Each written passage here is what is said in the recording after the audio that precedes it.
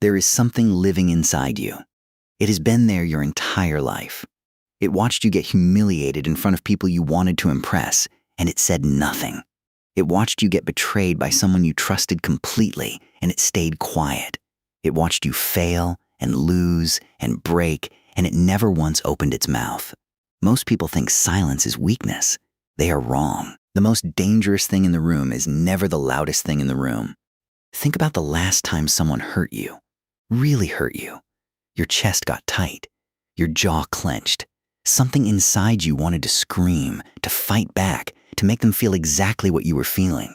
That urge, that burning, trembling, almost uncontrollable urge, that is the monster waking up. But here is what almost no one understands. The moment you let it out, you lose.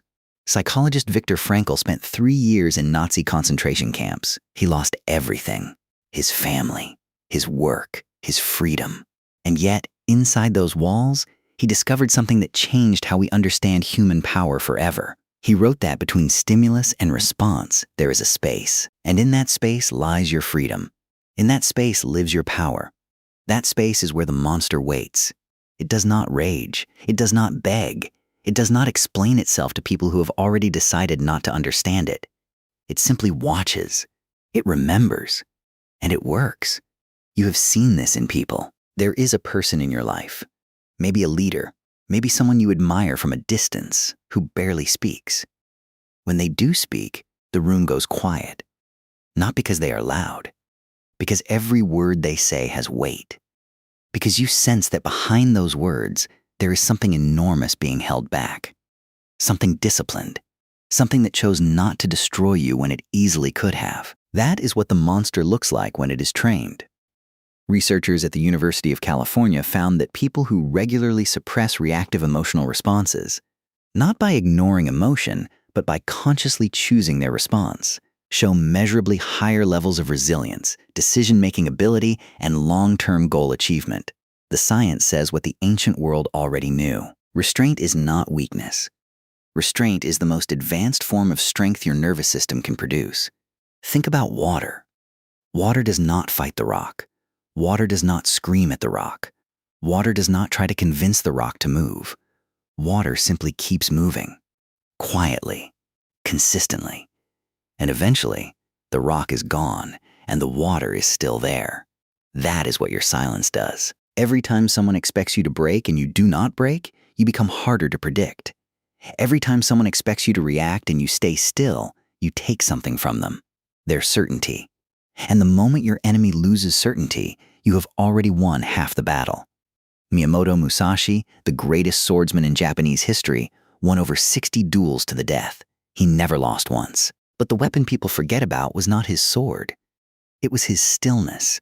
He would arrive late to duels deliberately, making his opponents wait, making them sweat, making their minds run wild with fear and doubt. By the time the duel began, Musashi had already broken them. Not with violence, with silence. That is a move available to you right now, not in duels, but in boardrooms, in arguments, in moments when someone is waiting for you to crack so they can feel powerful.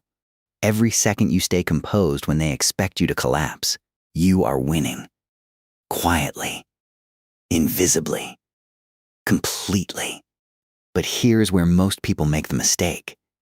They think silence means doing nothing. The monster is not lazy. The monster does not sit in silence staring at the ceiling feeling sorry for itself. The monster works.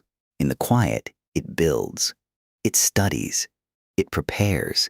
It gets better while everyone else is busy talking about getting better. Charles Darwin did not publish On the Origin of Species until he had spent 20 years studying, researching, and refining his ideas in near total intellectual silence. He was laughed at privately, dismissed, doubted even by people close to him, and then, when the work was ready, he released it. And it changed everything the human race believed about itself. The work done in silence lands louder than anything announced in noise. Think about your own life right now. There is something you are building, something you are healing from, something you are working toward that the people around you do not know about, do not believe in, or would not understand even if you tried to explain it. And every day you wake up and keep going, without applause, without recognition, without anyone telling you it is worth it. That is the monster doing what it was built to do. It does not need permission. It does not need validation. It does not need an audience. Because victory was never designed to be watched while it is happening. Victory is the thing people notice after, the transformation they cannot explain, the results they suddenly cannot ignore. The version of you that shows up one day, quietly, and makes everyone remember every moment they underestimated you. You do not have to announce your pain. You do not have to justify your process. You do not have to prove anything to anyone who was not there when it was hard. The monster already knows what it survived. And that is enough. So the next time life hits you, and it will hit you, it always does. Feel it. Let it land. Let the monster wake up. And then, before you react, before you speak, before you do anything at all, remember that space Viktor Frankl talked about. That tiny, invisible, infinitely powerful space between what happens to you and what you choose to do next. That space is yours. No one can take it. No one can enter it without your permission. And inside that space, you are not a victim of what happened. You are the one deciding what happens next. There is something living inside you. It has been there your entire life. And it has been waiting, patiently and silently, for you to finally let it win.